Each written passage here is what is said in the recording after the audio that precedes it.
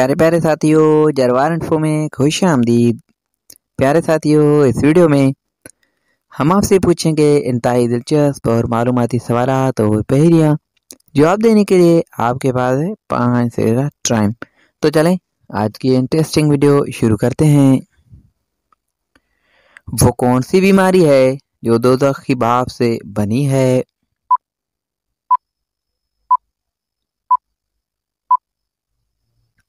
जवाब बुखार।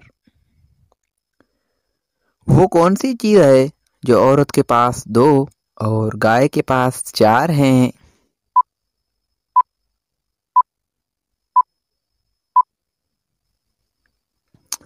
जवाब है इसका टांगें।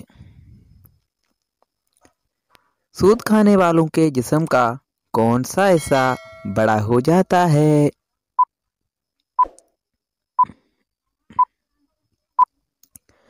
जवाब है इसका पेट। किस चीज के गम से इंसान के गुनाह कम होते हैं?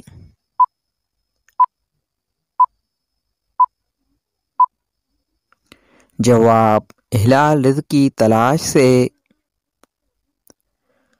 वो कौन सी जगह है जहाँ किसी इंसान को दर्द नहीं होता?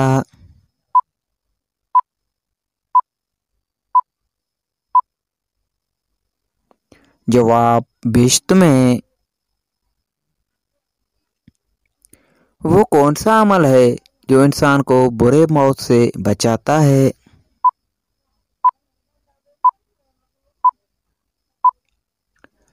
जवाब गरीबों मिस्किनों को कुछ देने का अमल।